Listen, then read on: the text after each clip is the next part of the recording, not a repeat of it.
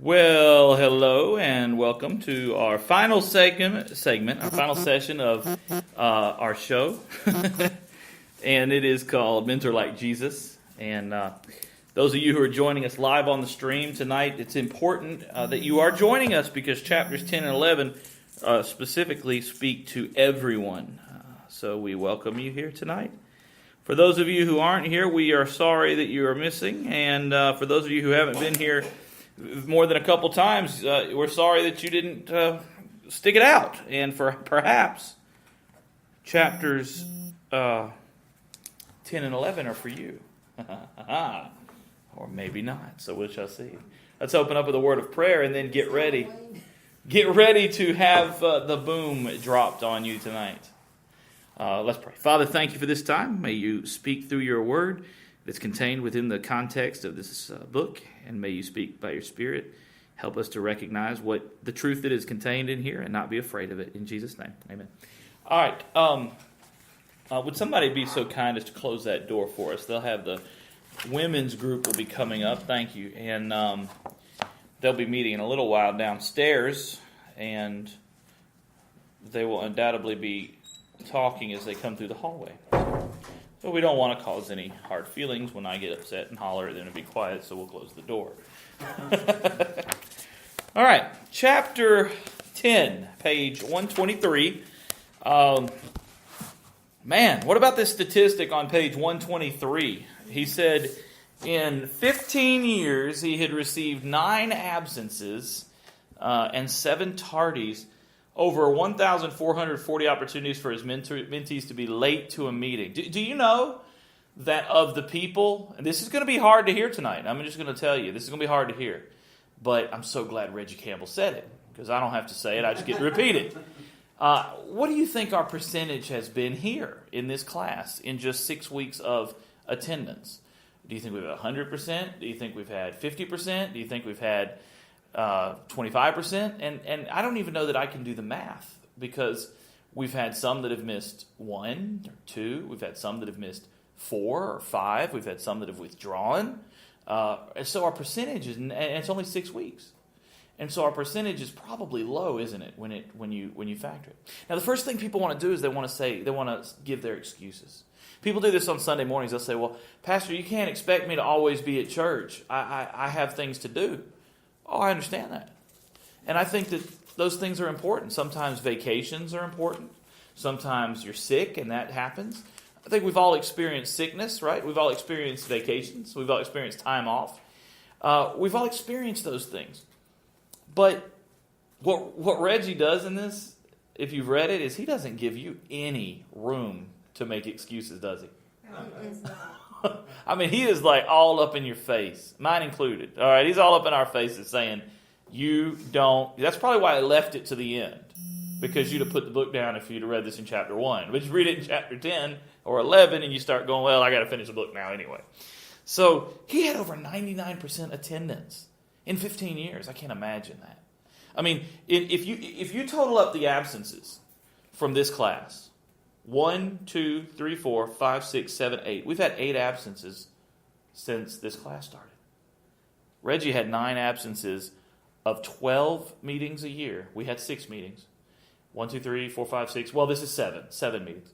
He had 12 meetings a year for 15 years. With 8 people and 9 absences. We had 1, 2, 3, 4, 5, 6, 7, 8. We had 8 people, not counting myself. We had 8 people. We've had 7 classes over a 7-week period. We've had 1, 2, 3, 4, 5, 6, 7, 8, 9. I'm sorry, 9 absences. We've had 9 absences. We've had 2 withdrawals. And we have literally gone from the first week of 7 people to the second week of 8 people, all 8 people, to the third week of 7, to the fourth week of 4, to the fifth week of 3, and to the fourth week of 4. What does that say to you as a person in the church, as a person in the group? What does that say to you? And I want you to remember something before you answer that. I'm not mad. This is not Chester getting on it. I'm preaching and teaching. I'm teaching the chapters. I'm just doing what we've had on the schedule, all right? So don't get upset. Don't think Chester's upset he's going to get on a high horse, because that's not it. I've been doing this long enough to know that I'm not going to, I'm not going to do any good getting upset, even if I was upset. But it goes right to the heart of these chapters. So tell me, what does that say to you as a member who has been here? Now, Marilyn, it's not fair, because you knew from the beginning that you weren't going to be able to make the first class. You already had plans. The classes get started. You knew that. So things do happen. We do know that.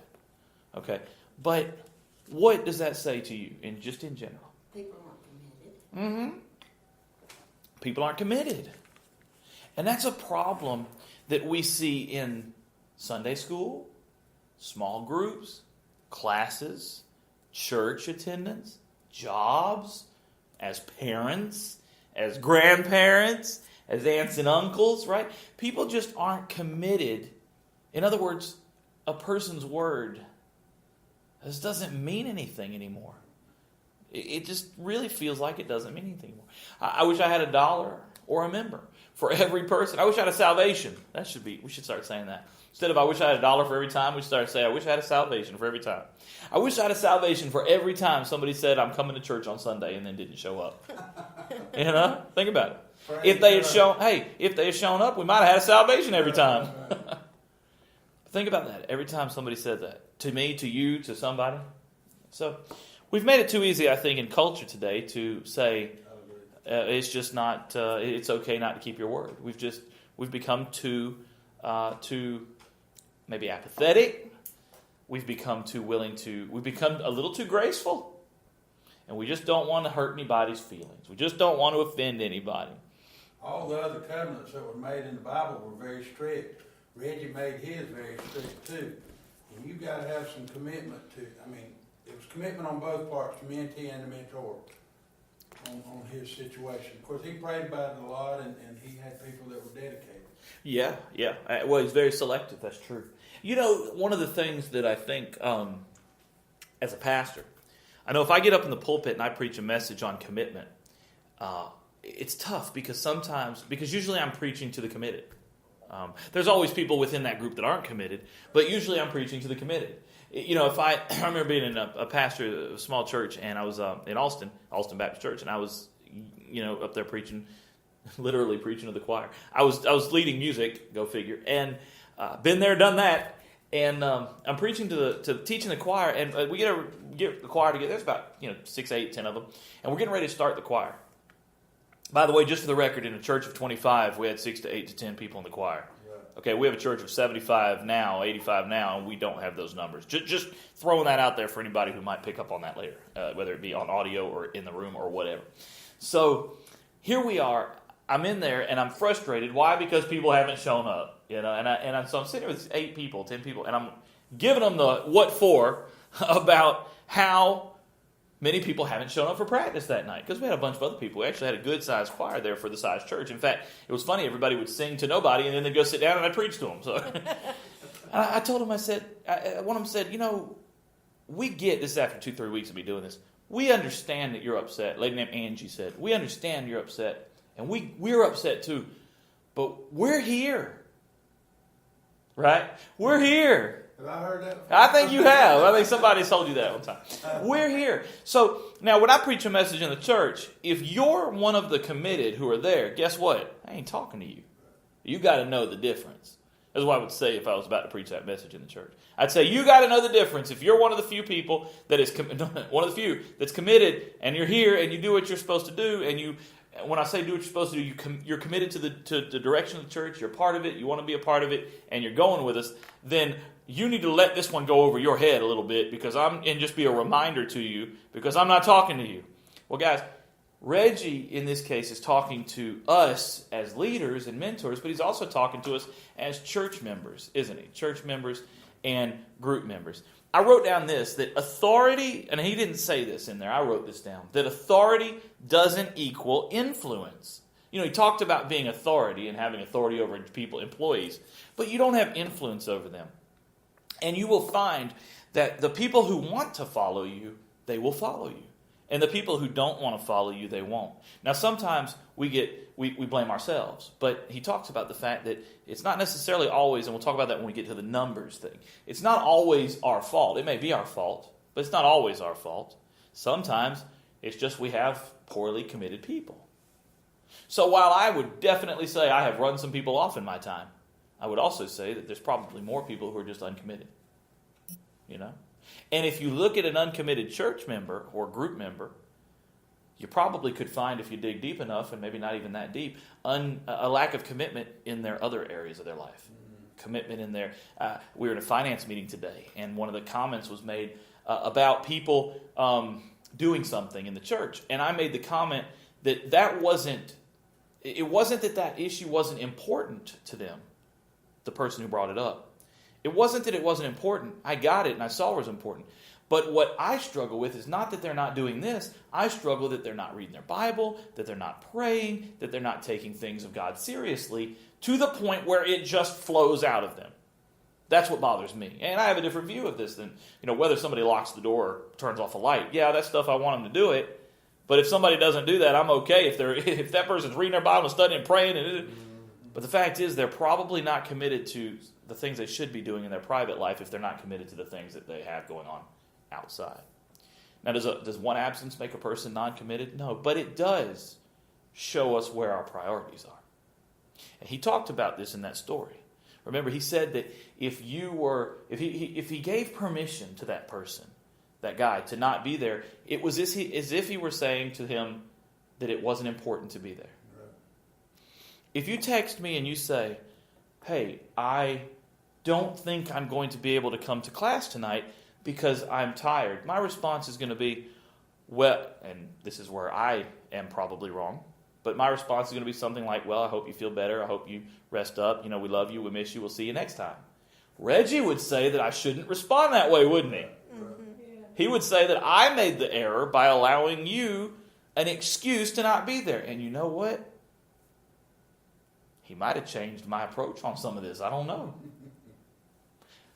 Because now I might say, well, brother, we're going to miss you and we hope you feel better. But if you're asking me, is it okay? No, because I'm planned and prepared to teach. I kind of feel that way in a selfish way on Sunday morning when people do say they're going to be there and then they don't show up. I go, in my mind, I have to be very careful about this because it's of the flesh. But I go, you don't know how much time I put into preparing this message for you. And I wanted to share it with you. God gave me a message that I believe was to be shared with everybody who would come and hear it. And if you choose not to be there, or in some cases, that's why we have the app. You can listen on the app, which is a blessing. But if you choose not to listen to it at all, that kind of hurts me. Let me put it this way. Again, just as a pastor, bouncing off of what Reggie said, how would you feel if I showed up Sunday without a message? You guys have been really good to me. Let me put it this way in real terms. You guys have been really good to me as a church when my back is hurting and my neck's hurting and I'm having all these issues. And I haven't missed a Sunday yet this year with that problem. But I've missed a few Wednesdays, but I haven't missed a Sunday. And Lord willing, I'm not going to miss a Sunday. But last year I missed a few Sundays towards the end of the year because it was getting out of hand. Well, you guys are real understanding and real patient. I want to be that way too. I don't want somebody to say, well, a preacher gets on to me when I'm not in church, but then he didn't come to church. So I don't want to be that way. But how long would you allow me to tell you I'm going to be there, show up in the pulpit, and not have a sermon? How long would you allow me to say I'm going to be there, but then call the next day, that Sunday morning, and call in another pastor because I was tired? Not because I was hurting or sick, but because I was tired. Because if you would be hurt by that as your pastor, if you would be hurt by the fact that he doesn't even care enough to have a message prepared, how do you think I feel when you don't care enough to come to church? Now you can argue, well, Pastor, we don't come for you. And I would argue, that's a good thing, because if you did, I'd really be hurt. Right. But you're supposed to be coming to grow at the body of Christ. I dare say the person who sits next to you in the pew could say the exact same thing, because you're a part of the body of Christ and you're skipping out on corporate worship with that brother or sister. Why not? Our word just doesn't mean anything anymore. It doesn't. I made it a point. I didn't want to miss any Wednesday nights, but I made it a point. I told Heather, I will not miss a Sunday morning. If they have to wheel me in and put me, I don't think I've missed a Sunday this year, have I? One Sunday. I started thinking maybe I have missed a Sunday. I told her after that, this is why I thought that. I told her after that, if they wheel me in and put me up from this point on, I will be in that pulpit, if nothing else, than to stand there and share the word. Why? Because I believe that you need to be here as much as humanly possible. Now, I don't think that what we need to do is make it legalistic. And that's where commitment comes in. If I make it legalistic, now all of a sudden you feel bad when you miss. Well, guess what? That's wrong. I should not make you feel bad for not being here. But when you miss, you should feel like you have missed out on hearing from God. And He might have had something important that week. So if you have to go back and listen on the app, listen live on the app, or whatever. I mean, I guess those are your options. But it's important. Now, let's spread this out a little bit more. I've been asked to serve on the board for the United Way of Toombs, Montgomery, and Wheeler counties for a couple of years now. I totally forgot about our last meeting. I didn't put it on the calendar. Did you go to that? I thought you told me you had a meeting. Yeah, he came. Yeah, he was at our meeting. He's talking about it a minute ago. Yeah. So, about our finance meeting. Yeah, he was here. Yeah, he came. Ed who? We didn't see him. Right. At least she cares about that. I know, that's right. So we had the last meeting I forgot to put on my calendar. And so I didn't even go. I mean, I didn't even think about it. Never even crossed my mind the day during the meeting that was going on. So I posted something on Facebook. Well, Patricia Dixon, the executive director of United Way, posted underneath that, we missed you today at the board meeting. Well, my response to it was, oh my gosh, I am so sorry that I forgot to come to that board meeting. I have no excuses. This is what happened, but it's not an excuse. It was my bad, my fault. We are allowed those. But how many times would Patricia feel she could count on me if I constantly said I'll be there and then don't show up? Now, there have been times I've had to say I can't be there because I have a commitment somewhere else that was already on the schedule or some prior thing going on. But how many times would she say, all right, we're not going to ask Chester to do something because he won't follow through with it? Not very long before that happens. I've been asked to be on the board for Southeast Georgia Communities Projects in 2018 over in Lyons. I've agreed to that appointment. There's 4 meetings a year. And with just 4 meetings a year, if I miss 2 of those, I've missed half of what the board is expected to do for that project, for that organization.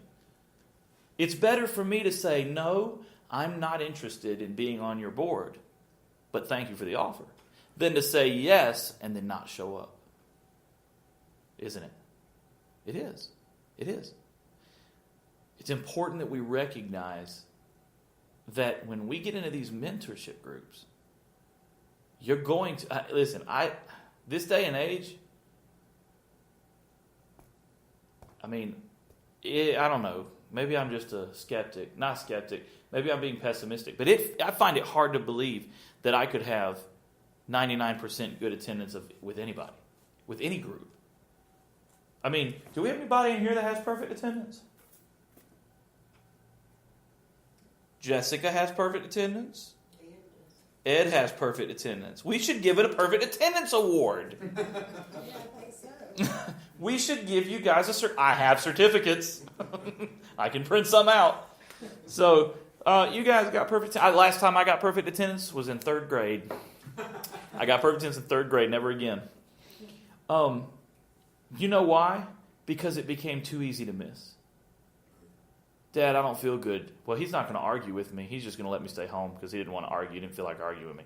I knew that as a kid, so if I didn't want to go to school that day, I just got up and say, I don't feel good. I ain't going to school. It's perfect attendance, gone out the door. 4th grade through the rest of my life. You see the issue here? And you have to be ready for that. But at the same time, you have to model not perfect attendance, but you have to model good attendance. I would say anybody who in this class, and I'm not just saying it because Marilyn's sitting here. Before I say that, let me see how many Fays missed. One. Okay. Anybody who has come to a 7-week course and missed one, to me that would be good. That would be good. I think missing one out of 7 weeks is good. But I told, when I taught the 4-week class for the new members, I told them, you can only miss one. Because if you miss 2, you've missed half the class. And I am not going to say that you finish this class if you miss 2. Now, I would have to figure out, and maybe you can do this in your head, I'm not real good at math percentages, but I think that you ought to be in your course 80% of the time. Because 80% of the time is not, you're missing 20% of the material. That's like reading 80% of the book. That's like hearing 80% of the sermon. If you hear 80% of the sermon, the 20% you miss may be the most important part. I told this story today when I was in the finance meeting. I said that one time I was in college at Bruton Parker, and I went up to my professor, and it was a 4-hour class, and I said, I need to leave halfway through. Are we doing anything important in the second half? And he said, well, I like to think every time I stand up here and talk, it's important. What I didn't consider was the fact that he might have had the most important... What if the second half of that course he was going over the midterms questions? Well, I'm not going to be there for that. Guess what? I'm going to be out that study guide. I would encourage everybody listening on the app or listening at a different time, and I would encourage all of you to change your behavior in ways that reflects commitment. Honesty and commitment. If you can't be committed, don't do it. Don't sign up for it. Now, there are things that happen. Life throws curveballs, and sometimes we got to stop something midway. So I'm not condemning anybody for anything. And sicknesses and health becomes issues, as I can testify to that. So I'm not saying that things don't happen. That's where we have to be graceful with understanding. But let's make it look like this.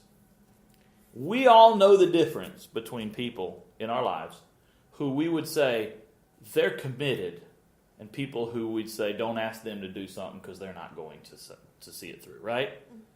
See, that's why I don't get upset if Faye misses a class or misses a service. Because I know that if you miss it, whether you're tired, fatigued, sick, whatever, busy, whatever, I know that you're committed. You're going to be here, you're going to help do, and nobody expects you to be here 100% of the time. So I can say to myself, Ed and Faye go to the mountains, awesome. They go to the mountains, 3 or 4 times in a year, great. They go to the mountains 3 or 4 times in a quarter, fantastic. They're retired, they have mountain home, cabin, let them go. Because I know if I go to them and say, I need you guys to do something, they're going to be committed. Ed will need to be reminded, but they will be committed. But that's because he's forgetful, not because he doesn't want to do it. He's like me. It's all true. It's all true, yeah. Same with Marilyn. Marilyn, you have shown me over the years that when you commit to something, you stick it out. You say, I want to do this. I want to go to this class. I want to learn this stuff. I want to come to church. I've seen a commitment. So if I feel like I can ask you to do something, I believe you'll be committed. And I hope that you would tell me no if you're not going to be committed. But you need to be prepared to ask that question. There's nothing wrong with you asking that person, are you committed to being here for 12 weeks, 12 months? 1 3-hour session. And because and I'm going to tell you, be wary of this red flag. Well, I'll try, but I just don't know if I can make every one of them. Woo! Hit brakes. That's the first excuse that a person throws up. That's your red flag when they are probably not very committed. I guarantee you. Because even if they are committed in all other things, if they say that, they've already given themselves an excuse to not make it. When they miss, they go, well, I told you I might not be able to make every one. Right? Kind of like when I went to my senior adult ladies class one time and I said, we're going to memorize Scripture. And they all went, no, we can't memorize Scripture. We can't remember anything. They didn't want to try. They automatically gave an excuse. And I said, you're going to at least have to try because Jesus is in you and he can do all things. Right? But isn't that how we do it? Something we don't want to do, we're quick to make an excuse. I would rather you say, I really don't want to come to your group for the next year, than take a spot of somebody who will be committed. I have a guy in my men's group. We're wrapping up our men's group next month that I met with every Sunday morning, almost every Sunday morning, 8:30. Now we're meeting it Sunday nights to finish it up. But I had my 5 men.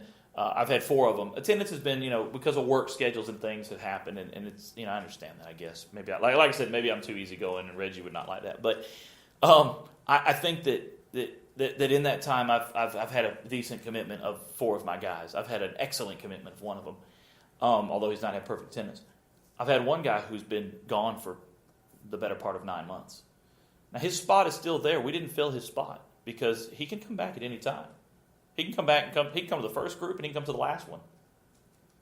We didn't fill his spot, but what is he doing? By being poorly committed, he has held the spot of somebody else.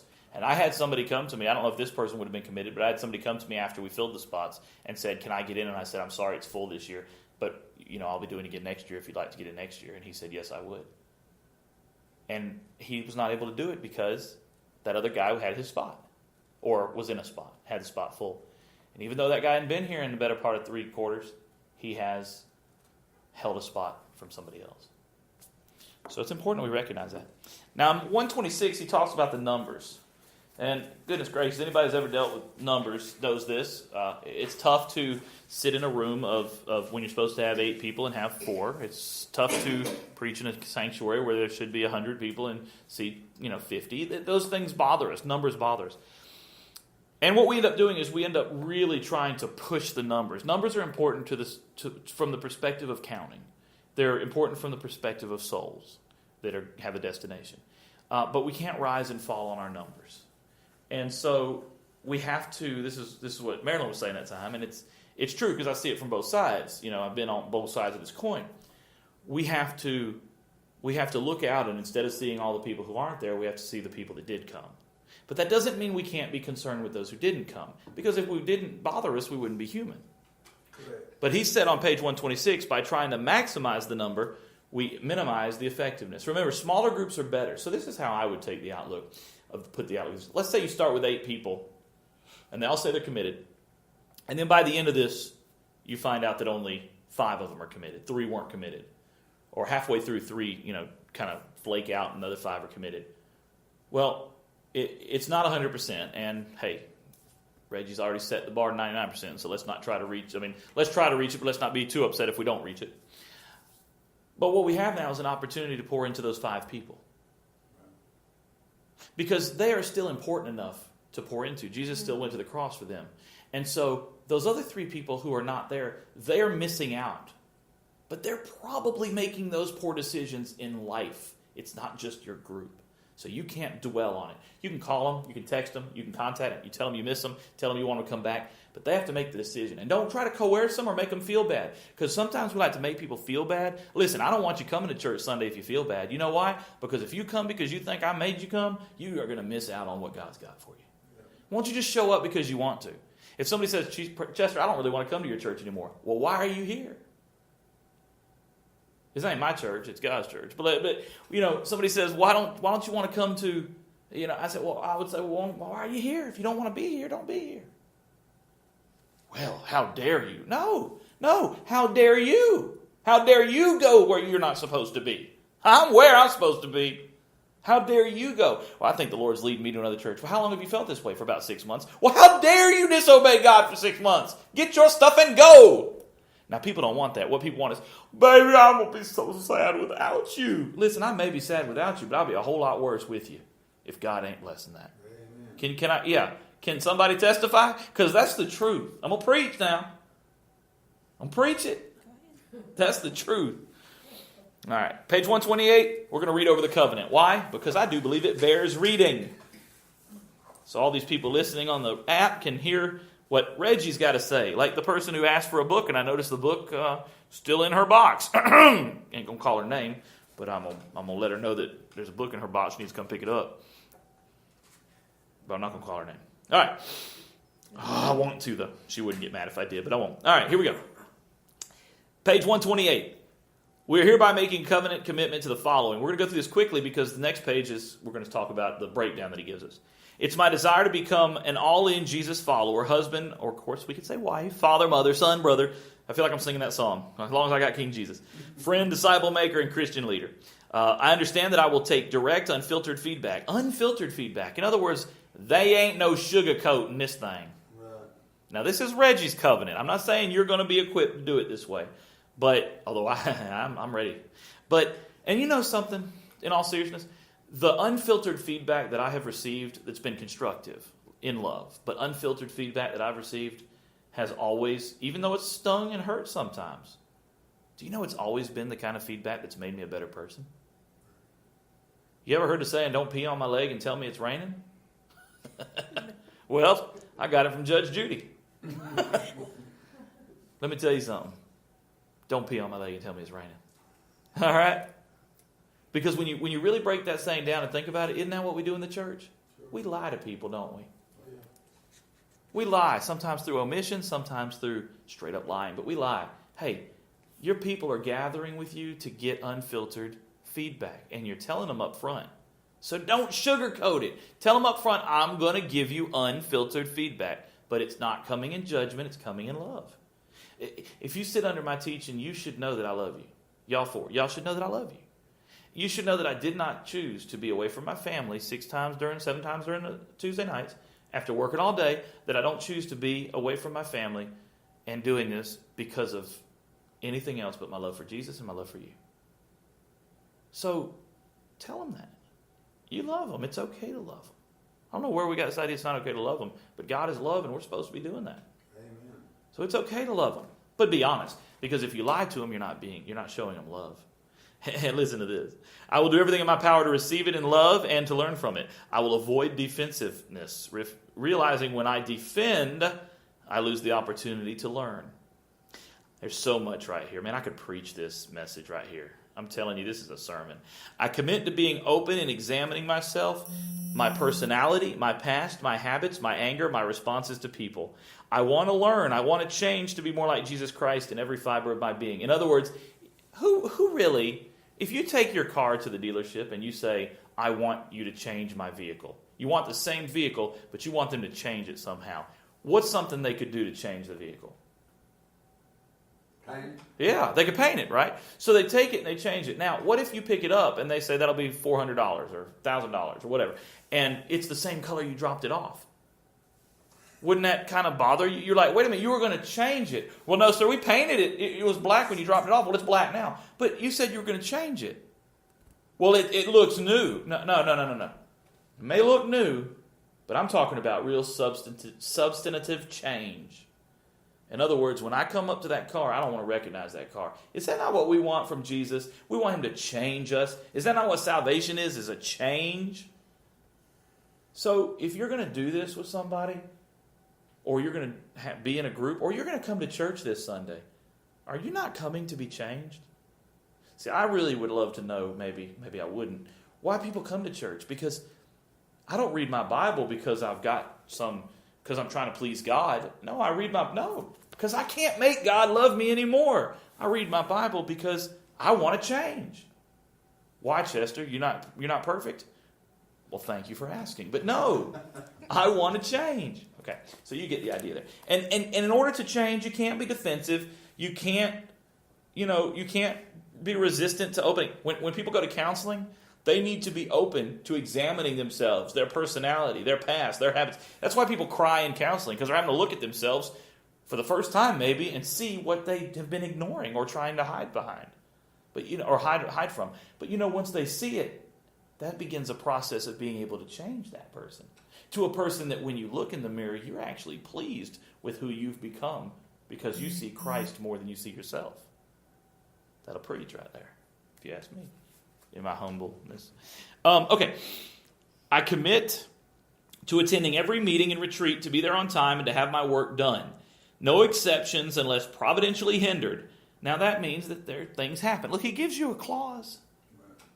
If you're on your way and you get in a wreck and you're in the hospital for 3 days, okay.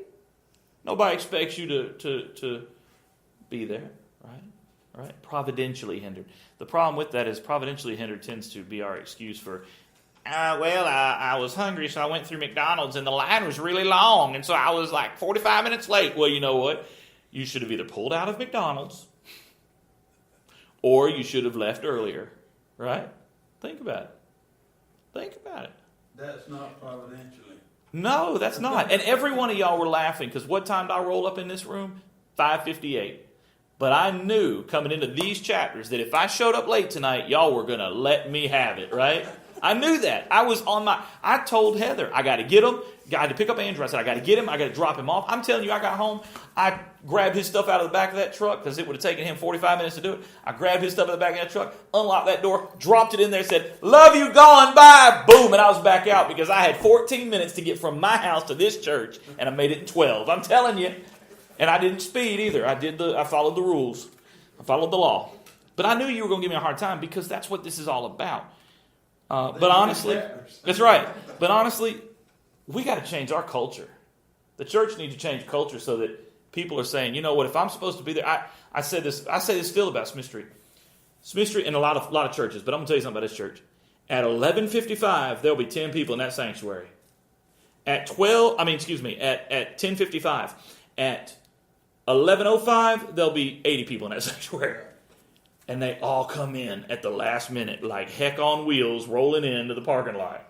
You know, some folks, I tell you, you can't walk very fast. You might want to come in a little earlier. You'd be on time. If it takes you 15 minutes to walk from your parking place to the sanctuary, you should get here at 10:40. Then you walk in there and somebody's sitting in your seat. Don't get started on that now. ain't gonna get started on that. Even in Atlanta, you don't have an excuse for being late. That's right.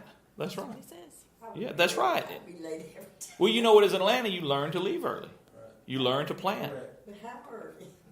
Well, we don't know because we don't live there. But I bet you go up there and live long enough, you'll figure it out. And you know how? You'll be late a few times. Then I'll get fired. They probably will tell you. They'll say, listen, you start at 8 o'clock. You live out there you live out on the other side of the perimeter. That means you're going to have to either grab a MARTA by 6:30, or you're going to have to drive into town by 6:30 because if you don't, you're going to get caught in all that traffic. I mean, they'll tell you. I mean, I almost feel like, see, and this is where as a pastor, I almost want to do this stuff, but then I realize that I have to, even though I want to be unapologetically brutal, I realize that I can't be because it's the culture and I have to be very careful while still preaching the truth. And what I want to do sometimes is when people are late, I want to go up to them and I want to say, but I'm guilty of that attitude too. I am guilty of being more lackadaisical than I should be. So this speaks to me too. But I'll say, in my mind, I'll be like, I want to walk up and go, oh, you showed up at Sunday school's terrible. My Sunday school class starts at 9:45. If you are not in class at 9:45, you will miss it. We begin with prayers, praises, and at 10 o'clock I begin the lesson like gangbusters. And it drives me crazy because I'll have people showing up between 9:45 and 10:15. It's like the roll on into the classroom thing. And I want so badly to say sometimes, did you miss the memo that said we were going to start Sunday school? Well, it's been going on since 1960. Sunday school it's not a new thing. Same time. And these same people will get up and they'll be on work on time, some of them, but they won't get to church on time. And I just want to But see, we've created a culture that says you can't say that because you're offending them. Well, tough, right? Reggie didn't read that. He didn't. Reggie is a successful business owner. He also probably was pretty unapologetic with his guys beforehand, which is why they decided they were going to be there on time. Except for that one guy who flaked out. All right, I will finish the course. I understand. Man, that's big. People don't finish nothing. You know why we're doing this in 7 weeks instead of doing it in the original 12? And the only reason we added 7, I think, was because of the hurricane, right? Mm-hmm. Yes. Yeah. You know why we're doing this in 7 weeks because of the original 12? Was because I was afraid that 12 was too much for people to be committed to. And we have lost almost half the class. In 7 weeks. In 7 weeks. Right. As far as attendance, We lost half. Yeah, in 7 weeks. Yeah, we have. In 7 weeks, 50% of our class is not finishing the class. That's par for the course. It's just sad because this should be triple bogey for the course if you know golf. It should be really bad for the course, and it's not. It's average. It's what happens. But the bar is, I've said it for years, the bar is set too low. We got to raise the bar. I will finish the course. I understand my mentor and the group will make significant investment in me. Because it would be unfair and disrespectful to them to do otherwise, I commit to the entire season and will finish well. People who didn't finish the course but said they would at the beginning of any course that I teach or any time I do anything like this, it's disrespectful. If I disrespected them in an equal manner, they'd have my head on a platter. But see, different culture, right? We got to change the culture. I understand, number 5, that this is a mentoring process is based upon Jesus Christ, His message, and His plan for our lives. I'll be totally vulnerable about my relationship with Christ for the purpose of growing in faith. Number 6, I recognize that my mentor pledges to give me the same level of commitment, dedication, and energy to me. My mentor will visit with each of us in our workplace sometime during the year, and he will attempt to teach and lead from a humble, transparent, and loving heart. Now, y'all, if you're going to be a mentor, you got to practice what you preach. Because I hate it when somebody comes up to me and says, Pastor, you told us to do this, but you're not being a very good example. That hurts me. I mean, it's happened. It hadn't happened in a long time. Hope it doesn't happen again. But it happens. And my members, the body that I'm in charge of leading, that body of Christ, absolutely 100% has the right to come and speak that into my life if they see me living in a way that is contrary to what I'm asking them to do. That's why I tell you that whenever we do special offerings, you're not doing something that Chester and Heather aren't doing, because Chester and Heather's going along with me on that because I'm her husband, not because she's always in 100% agreement. She's going along with me on that because I'm her husband. That's one of the things that she does obey in biblically speaking. I mean, 99% of the stuff we are on the same page and we talk about and agree on. But I told her, I said, this is, like it or not, this is what I believe God wants us to do, and that is always be willing to give something to every ministry that we ask the church to give to. You can never say, I mean, and Ed, you can vouch for this because most the rest of the people don't know, but Ed will come up and ask me. One time I gave, Ed knows this, and I said, keep me accountable. And one time I gave cash, and Ed came up and said, did you give to that? Because there was nothing from you. He wasn't trying to get on me. He's been told to keep me accountable. And I said, yeah, I gave $20, but I didn't put it in and it may be only $20. I ain't telling you I'm giving $1,000 every time. Now, if I do give $1,000 every time, I'm going to tell you to give $1,000 every time. I'm just saying give something, okay? Something. But when you ask somebody to be accountable, then you need to expect that they're going to say something to you. Yeah, accountability partner is not a very good person if they're not going to hold you accountable. Exactly right. That's not having an accountability partner at all. Number 7, I commit to total confidentiality. What's said in the group stays in the group. Y'all, loose lips sink ships. Afraid people learn that stuff the hard way, but we got to keep our mouths shut, unless we're streaming, so don't say anything. Have you never heard that? Oh, you're getting all kinds of little one-liners today. Number 8, I further covenant that at some point, when the Lord lets me know that I'm ready, I'll pick up guys and lead a group like this myself. And number 9, I've discussed this commitment with my wife, and she fully supports my involvement. She willingly relinquishes the time it will take to attend the sessions and retreats to do the reading and homework with goal of my becoming a godlier man. Of course, again, apply this to women however you, need to. But in the case of the spouse needs to be on board with these folks. Why? Because you don't need there being a conflict in the home because of your session. Because you're going to be gone for 3 hours. She's going to be gone. So husband and wives, if they're married, they need to know that they're committed. If you can't get that commitment in the home, then they're not ready to step out and do anything like that. I mean, it may speak to bigger problems in the home, but that's not your problem right then. Okay? As a pastor, I want to fix everything, but as a mentor, that's not our problem. Okay? You pray for them, but you can't go fix that problem. Okay, now, let's go back and look at the provisions of the covenant real quick. He says, all in, page 130, all in. All right, the first covenant commitment is about being all in. We're not trying to control anybody. We're trying to be all in. The second one is about feedback and introspection. Feedback, you're going to need it, and you're going to get it. Introspection is looking inside, which is what you have to do. Look at yourself. That's why you're there. Attendance and timeliness, we really hit that one. We can skip it. Finishing, we hit that one too. Christ-centeredness, he said, I make no bones about it. Jesus Christ isn't a priority in my life. He is my life. You should underline that. You should highlight it. You should tattoo it to your forehead backwards so you can see it in the mirror. You should really think about what that means. Jesus Christ isn't a priority in my life. He is my life. Because that's like people say, you got to, and I'm guilty of this too. It's just vernacular, but I'm guilty of this. You got to put God first in your life. I had a brother pastor tell me years ago, if you put Christ first in your life, something is constantly competing for first, and that's that thing that's in second place. So if God's first in my life, whatever's in second is always competing to be first. My children, my family, my wife, my life. No, put God only. Put Christ only in your life and let Him order the rest of that stuff.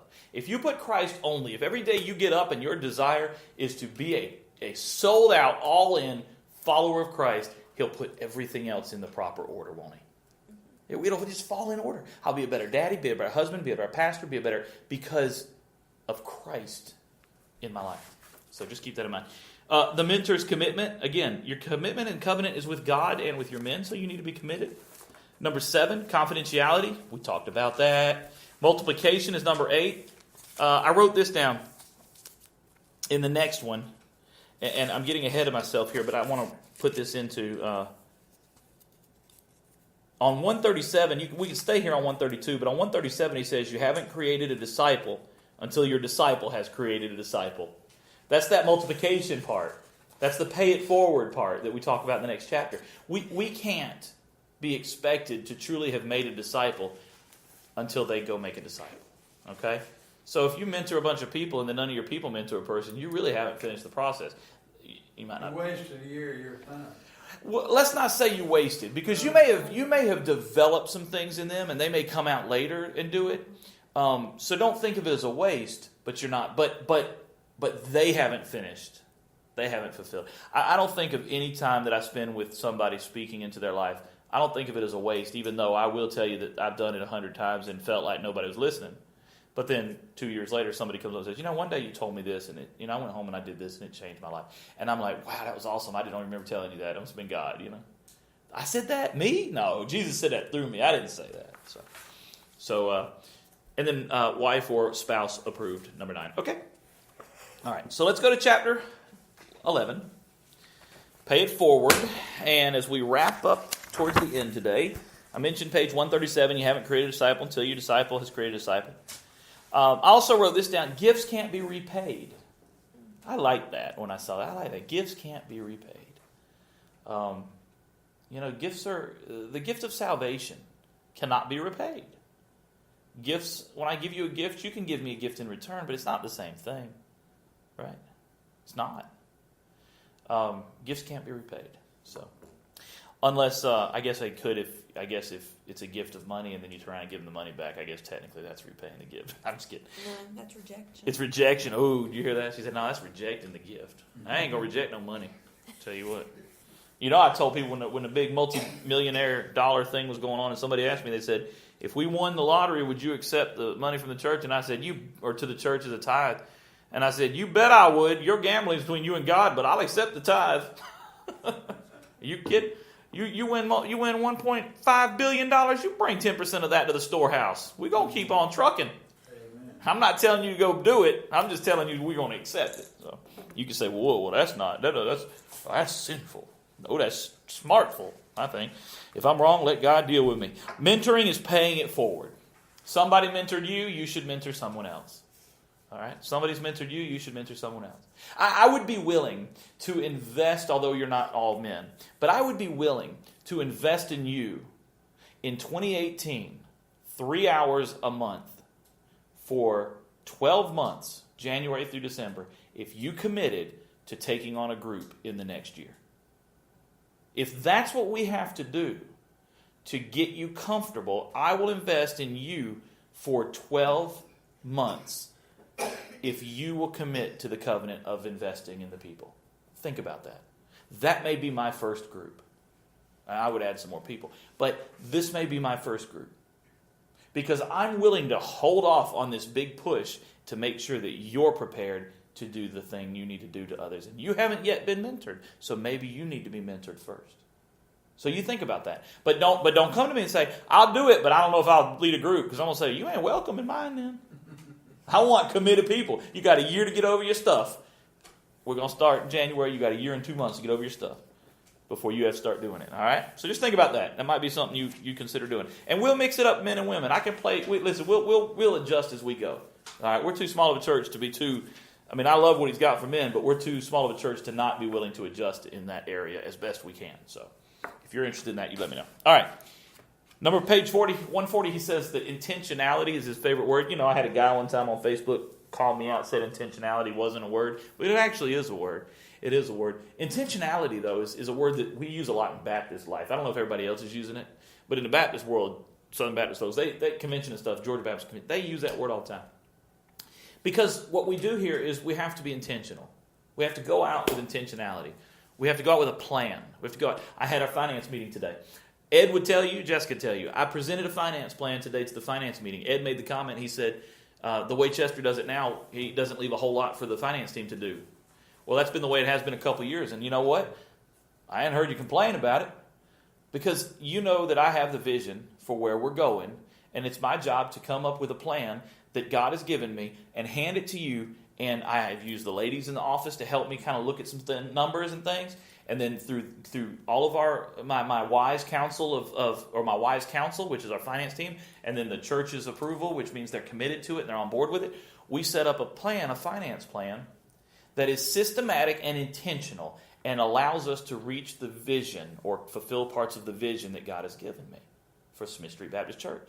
So it makes perfect sense that I be the one to sit down and present the budget. Then, so that it's not Chester doing everything, like running the church, I present it to the finance team. They have a month to pray over it. They come back with their changes and recommendations, and we fight about it, and then we take it to the church in December, and in December, the church gets on board with it, or they vote no. And then, I have no idea what would happen if the budget failed. If the budget failed, we'd all be meeting that night, I think, after conference to try to figure out what to do, because we got to have it, by January. But otherwise, we go. If we don't have that budget approved, then we do like the Congress, and we just shut down the church until we get a budget, like government shutdown. What do they call it? It would be quick. No, that we shut it down in December, in January. What do? They call it? They I forget anyway. It's when they can't get that debt ceiling raised, and so they threaten to shut down the government for whatever. We'll have to do that. So, intentionality. All right, page 141 through 142. I want to read you the bold statements. I want to read with you the bold statements about maturity, and then we're going to look at one more thing, and we're going to be done. 141 through 142. Here we go. Maturity is essential. You got to have maturity. A good mentor must have maturity. It's essential. It's non-negotiable. Dictionary.com says maturity is a state or quality of being fully grown or developed. Spiritually, none of us will feel like we're ever there, but being fully grown from a spiritual perspective is not that hard to ascertain. Thankfully, we don't have to guess about what fully grown means. Our God and Father spelled it out for us clearly. What do you think that looks like? What are some things that look like fully grown spiritually or mature? The committed part of attending and doing what you can do for... Now you're right. Think about this from the perspective of the mentor. What are some I'm going to put myself out there and hopefully not feel bad when I'm done. What are some characteristics about me that you would say speak to the argument that I am spiritually mature?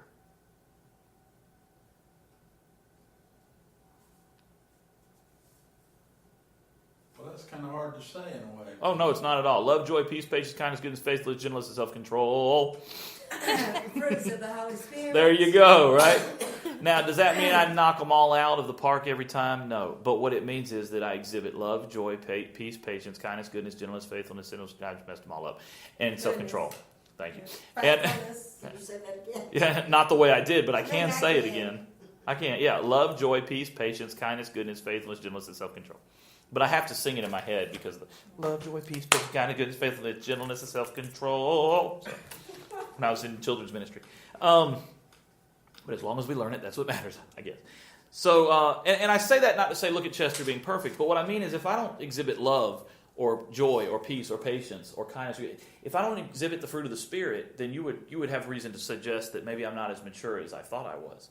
So it's not somebody who loses their temper, gets mad, and that's not immature. That's immaturity, but a person who does that every now and then is not an immature person. A person who does it all the time is an immature person, right?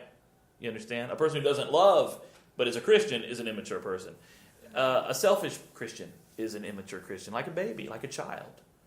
Children are selfish. Babies are selfish. They want about all them. That's part of their nature. That's part of where they're at. Well, so is an immature Christian or a young Christian. And people are like, well, let's not call them immature because that'll hurt their feelings. You know why it hurts their feelings? Because they're immature. I just was throwing that out there. All right, faith. A mature Christian, Christ follower, is connected with the body of believers and has a rock-solid faith in Jesus Christ.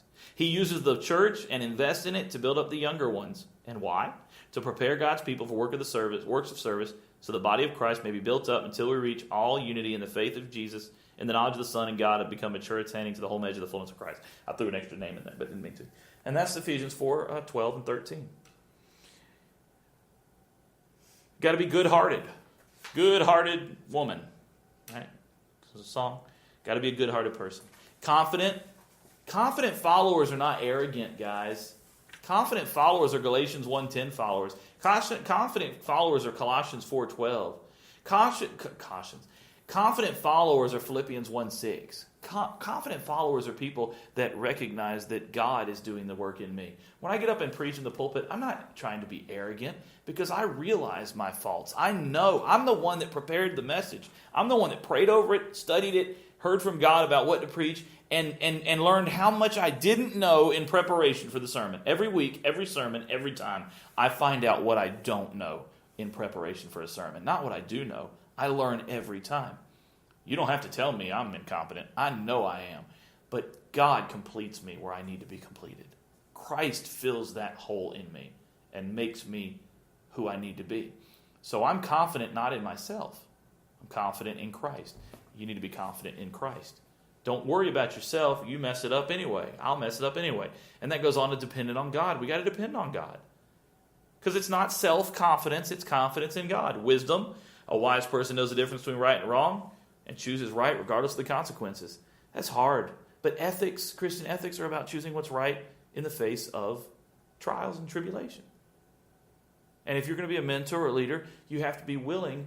It may take time. You may have to grow into it. But you have to be willing to when somebody says, pick this or pick that, and you know that it's wrong to pick that, you've got to be willing to pick this, even if it's just you and Jesus standing out on that limb all by yourselves. Because listen, as a pastor, I'm often out on that limb all by myself with Jesus. Even if 99% of the church is right on board with me, the 1% is the one that's yelling, screaming, loud, hurting me, attacking me, throwing stuff. The 99% are all back there going, we love Chester, he's our pastor, everything's great, la la la la la, let's all go to bed.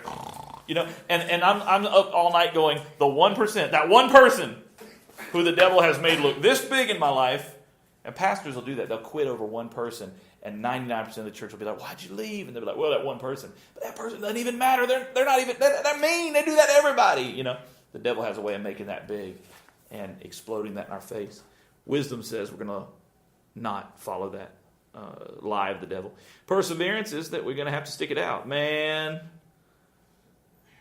Andrew wants to quit football. He's wanted to quit football since, I think, the third week. We told him, you can quit football. Really? At the end of the season, when it's over, you can quit and never play again. Well, why not quit now? You're going to persevere. You're going to learn to stick it out. You know, if I knew that I was going to quit the church, if I knew I was going to leave Smith Street Baptist Church, you know what I would do? I would let you know well in advance. I would let you know well in advance. Now, you might want to let me out earlier than that, but I'd let you know well in advance. You know why? Because I don't need to just up and go. I would come to Ed and I would say, Ed, let's talk about how much time we can do to transition this. God's leading me, and it's time for me to go. And Ed may say, well, as the chairman of the deacons, I think we can do without you leaving next week. And I say, all right, if that's how you feel, if that's how the deacons feel, fine. As chairman of the deacons, I say, let's stick it out for 4 weeks. All right, but I'm going to announce it Sunday. And if I do that stuff, it's not because I want to cause a problem, because I'm not going to go up there and say a bunch of bad stuff as I get ready to leave. I'm going to go up there and try to prepare the church for the next stage. Now, I'm not saying I'm leaving. Let me tell you something. I feel my vision is to be here for a long time, and I'm not just blowing smoke. I really believe that that's what God has for me. But the important point here is that when it comes to perseverance, there are many more days that I want to throw my hands up and quit in my lifetime. There will be many more days than days where no. Let's not put it that way, because I don't think there'll be many more days where I want to quit. But those times will be bigger than most of the days. There's going to be these really good days, and there's going to be really bad days, and there's going to be a whole lot of in-between days. The really bad days are the ones that are a lot harder to deal with. The really good days are easy to deal with. It's the bad, I guess put it this way. Nobody complains when they're on the mountaintop, but everybody complains in the valley. Well, nobody complains nobody comes home and goes, I had such a great day at work today. It was phenomenal. It was great. I hated it. Right? No. But you do come home from work and you go, I hated work today. It was awful. It's frustrating. Those are the days you want to quit. Quitting is acceptable in the form of a job if God is moving you to another job. God's not going to move you out of this group unless he moves you out of the area. I believe God's going to have you. He's going to make it very clear to you. Too many times in our lives, we want to, and young people do this, we want to say, well, I think the Lord's leading me to do this. And then 2 minutes later, he's leading me to do that. And 2 minutes later, he's leading me to do that. And 2 minutes later, can I tell you something? God is not bipolar. Okay? God did not rise and fall like we do. All right? I get depressed. I have depression, right? I'm not making light of it. I have depression. There are days where I don't want to do anything. That's not God. That's me. We need to be sure that God is calling us to do something before we sign up for it. You know why so many preachers leave? Because they don't. It's hard. Being a pastor is hard. Pouring yourself into people's lives and being hurt by people, and then pouring yourselves into people's lives and people dying, pouring yourselves into people's lives and them moving, pouring yourself into people's lives and them having fights or marriages breaking up or things. That kind of stuff, that's just part of it, but that kind of stuff is hard. And a lot of pastors, they just quit because their focus is on what man's doing and not on what God's called them to do. And a lot of Sunday school teachers and a lot of ministers and mentors do the same thing. You can't be those people. God didn't call you. He may have called you for a season, but He called you for a season to completion. He didn't call you to get halfway through the job and then go do something else. He will, when it's my time to leave, it will be because my season of completion is done. Maybe He calls me home and I'm good. Maybe He calls me to another church. Maybe He calls me to another ministry. Maybe it's 5 years. Maybe it's 10 years. Maybe it's 20 years. I laid out a plan today that had a 10-year goal. I don't know if God's going to have me here in 10 years. But if He doesn't come back and get His people, this church should be here in 10 years. And they will need to continue moving forward. And my job here at Smith Street, along with all the other ministries, responsibilities I have to change lives and to tell people about Jesus and to show you how to obey His commands and teach you to obey His commands until the very end, is to make sure that I leave this church better than when I got it. And I leave you better than when I got it. And you need to leave your mentors better than when you got them. Leave your mentors better than when you got them. And you can only do that if you let Jesus do that through you. You know, isn't that what Jesus did with us? I'm so much better than when Jesus got me. And when it's time for me to die, I'll be so much better than ever. I'll never be able to compare. We need to have that effect. Folks, if you joined us tonight on the stream, we're going to cut it because it's been an hour. Thank you for listening. God bless you. I really want to encourage you to take this to heart, pick up this book, read it, and if you're interested in being part of the mentorship group, or you agree to the covenant, you want to be a part of this group in the new year, contact me and let me know. God bless you. Thank you for listening.